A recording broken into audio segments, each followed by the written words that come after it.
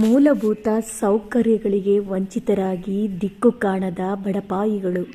ಚಿಂತಾಮಣಿ ರಾಜ್ಯ ಮತ್ತು ಕೇಂದ್ರ ಸರ್ಕಾರಗಳು ಬಡವರಿಗೆ ಎಂದು ಹಲವಾರು ಯೋಜನೆಗಳನ್ನು ಜಾರಿಗೆ ತಂದಿದ್ದು, ಅದರಲ್ಲಿ ಜನಜೀವನ ಮಿಷನ್ ಯೋಜನೆಯು ಪ್ರತಿಯೊಬ್ಬರಿಗೂ ಮನೆಗೆ ಕುಡಿಯುವ ನೀರಿನ ಯೋಜನೆ ಜಾರಿಗೆ ತಂದಿದ್ದು ಸಂತೋಷ ಸಂಗತಿಯಾಗಿದೆ. ಆದರೆ ಚಿಂತಾಮಣಿ ತಾಲೂಕು ಕೈವಾರ ಹೋಬಳಿ ಸಂತೆಕಲ್ಲಹಳ್ಳಿ ಗ್ರಾಮ ಪಂಚಾಯಿತಿ ವೈಜಕೂರು ಗ್ರಾಮದಲ್ಲಿ ಕೃಷ್ಣಪ್ಪ ಎಂಬಾತನು ಕೂಲಿ ನಾಲಿ ಮಾಡಿಕೊಂಡು ಜೀವನ ಮಾಡುತ್ತಿರುತ್ತಾನೆ.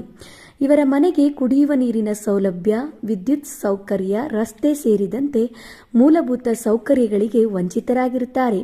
ಇದೇ ರೀತಿ ವೈಜಕೂರು ಗ್ರಾಮದ ಸುಮಾರು 5-6 ಮನೆಗಳಿಗೆ ಸರಿಯಾದ ವಿದ್ಯುತ್ ಸೌಕರ್ಯ, ಕುಡಿಯುವ ನೀರು, ರಸ್ತೆ ಸೇರಿದಂತೆ ಇನ್ನೂ ಹಲವು ಮೂಲಭೂತ ಸೌಕರ್ಯಗಳಿಗೆ ವಂಚಿತರಾಗಿದ್ದು, ಯಾರು ನಮ್ಮ ಕಡೆ ಕಿವಿ ಕೊಡುತ್ತಿಲ್ಲ. ನಾವು ಈ ಸೌಕರ್ಯಗಳಿಗೆ ವಂಚಿತರಾಗಿ ಪರದಾಡುವಂತಹ ಪರಿಸ್ಥಿತಿ ಉಂಟಾಗಿದೆ. ರಾತ್ರಿ ಸಮಯದಲ್ಲಿ ಕರೆಂಟ್ ಇಲ್ಲದೆ ಹಾವುಗಳು ಹೆಚ್ಚಾಗಿದ್ದು, ರಾತ್ರಿ ಸಮಯದಲ್ಲಿ ಸಾವು ಬದುಕಿನ ಮಧ್ಯೆ ಹೋರಾಟ ಮಾಡಬೇಕಾದ ಅನಿವಾರ್ಯತೆ ಎದುರಾಗಿದೆ.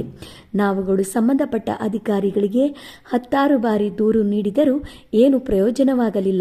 ಆದ್ದರಿಂದ ಮನಸ್ಸಿಗೆ ನೋವಾಗಿ ಯಾರ ಬಳಿ ಹೋದರೂ ನಮಗೆ ಅನುಕೂಲ ಮಾಡುತ್ತಿಲ್ಲ ಎಂದು ಮಾಧ್ಯಮಗಳ ಬಳಿ ಬಂದಿರುವುದಾಗಿ ಮಾಧ್ಯಮಗಳ ಮುಂದೆ ತಮ್ಮ ಪರಿಸ್ಥಿತಿ ವ್ಯಕ್ತಪಡಿಸಿದರು.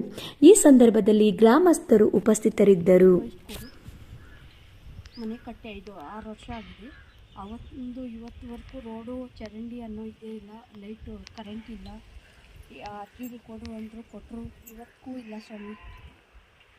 ಸ್ಕ್ರೀನ್ ಬಂದಾಗ ಹಾಕ್ಸ್ತೀರಿ, ಅವರೇ ಹಾಕ್ಕೊಡ್ತಾರೆ, ನೀವೇನು ಇದು ಮಾಡಬೇಡ್ರಿ ಅಂತಾರೆ. ಕೇಳಿದ್ರೆ ಬಂದಾಗ ನೀರು ಇಟ್ಕೊಳ್ರಿ ಅನ್ನೋರು. ಇವಾಗೇನು ಸ್ವಲ್ಪ ನೀರು ಹಂಗೋ ಹಿಂಗೋ ಬರುತ್ತೆ, ಆದ್ರೂ ಏನು ಸಹಿಸ್ಕೊಳ್ತಾರೆ. ರೋಡ್ ಇಲ್ಲ, ಚರಂಡಿ ಇಲ್ಲ, ಅನಾನುಕೂಲ ಆಗಿದೆ.